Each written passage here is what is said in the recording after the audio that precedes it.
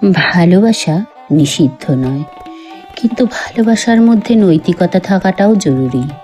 তুমি একজন বিবাহিত পুরুষের প্রেমে পড়ো, তার সাথে ব্যক্তিগত সময় কাটাও, সে তার স্ত্রীর সাথে প্রতারণা করে তোমাকে সময় দেয়, যা যা তার স্ত্রীর পাওয়ার কথা তোমায় দেয়।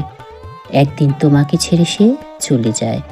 সে তার স্ত্রী নয়, তার সন্তানের মাকে ছেড়ে তোমার কাছে এসেছিল।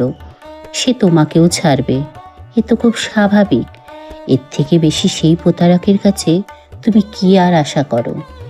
আজ যখন তুমি তোমার পক্ষে নারী চেতনা বা নারী সত্তা তুমিও জেগে উঠুক চাইছ, প্রতিটি মানবিক মুখ ঘুরে থাকুক তোমার দিকে।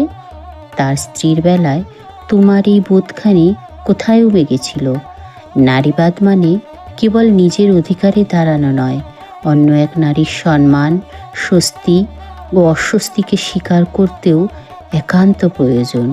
নইলে সেই চেতনা নিজের সুবিধা মতন ব্যবহৃত অস্ত্র ছাড়া আর কিছুই নয়। কোনো সম্পর্কে জড়াবার আগে প্রয়োজনে একবার ভেবে দেখা, এই সম্পর্ক কাকে ভাঙবে, কাকে ব্যথা দেবে, কাকেই বা ঠেলে দেবে নিঃসীম অন্ধকারে। কারণ একজন বিবাহিত পুরুষ যখন স্ত্রীকে অন্ধকারে রেখে প্রেম করে, তখন সে শুধুই ব্যক্তিগত প্রতারণা করে তা নয়, সে আর এক নারীর জীবন, মর্যাদা ও মানসিক স্বাস্থ্যের উপরও ছুরি চালায়। প্রেমিকা যখন সেই ছুরির ধার আরও তীক্ষ্ণ করে তোলে, সেই এই অনৈতিকতাতে একাধারে অংশীদারি হয়ে পড়ে। যে ভালোবাসা অন্য আর একজন নারীর চোখের নিচের কালি এনে দেয়, সে ভালোবাসা ভালোবাসা নয়, তা শুধুই আত্মমোহিত নিষ্ঠুরতা, আগ্রাসন।